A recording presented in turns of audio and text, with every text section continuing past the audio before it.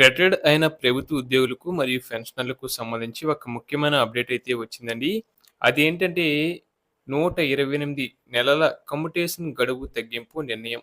సాధారణంగా ఒక ప్రభుత్వ ఉద్యోగి పదవి విరమణ చేసినప్పుడు తనకి వచ్చే పెన్షన్‌లో కొంత భాగాన్ని ముందుగానే ఒకేసారి నగదు రూపంలో తీసుకునే వెసులుబాటు ఉంటుంది. దీనినే మనం కమ్యుటేషన్ అని పిలుస్తాం.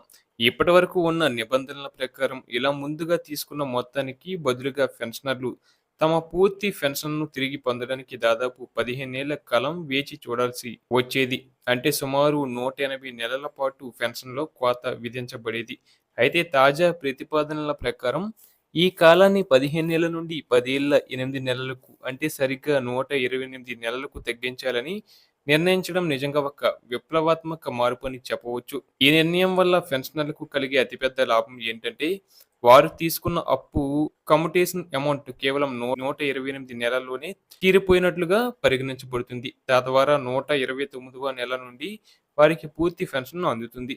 దీనివల్ల ప్రతి పెన్షనర్ నెలకు రూ. 1000 అదనపు ఆదాయాన్ని దాదాపు 4 ఏళ్ల ముందే పొందే అవకాశం కలుగుతుంది. ఇది వారికి వృద్ధాప్యంలో ఆర్థిక భరోసాను ఇస్తుంది. ఔషధంలా పనిచేస్తుంది.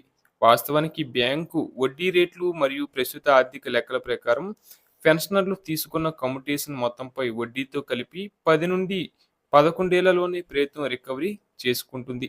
కానీ పాత నిబంధనల వల్ల అనవసరంగా మరో 4 ఏళ్లు పెన్షన్‌లో కోత పడుతుంది. ఈ అన్యాయాన్ని అరికట్టడమే ఈ 128 నెలల ఫార్ములా యొక్క ముఖ్య ఉద్దేశం. ప్రభుత్వం ఈ మార్పును అమలు చేస్తే లక్షలాది మంది పెన్షనర్ల కుటుంబాల్లో వెలుగులు నిండుతాయి. ఎందుకంటే రిటైర్డ్ అయిన తర్వాత పెరిగే వైద్య ఖర్చులు మరియు ఇతర అవసరాలకు ఈ అదనపు డబ్బు ఎంతో తోడ్పడుతుంది. ఇక కోర్టులు కూడా గతంలో పలు సందర్భాల్లో కమ్యుటేషన్ రికవరీ కాలం శాస్త్రీయంగా ఉండాలని, పెన్షనర్ల నుండి ఎక్కువ కాలం వసూలు చేయడం సరికాదని అభిప్రాయపడ్డాయి. అందుకే ఇప్పుడు 128 నెలల గడువు అనేది అత్యంత సమంజసమైన నిర్ణయంగా కనిపిస్తుంది. దీనివల్ల పెన్షనర్ల యొక్క కొనుగోలు శక్తి పెరుగుతుంది మరియు వారి జీవన ప్రమాణాలు మెరుగుపడతాయి.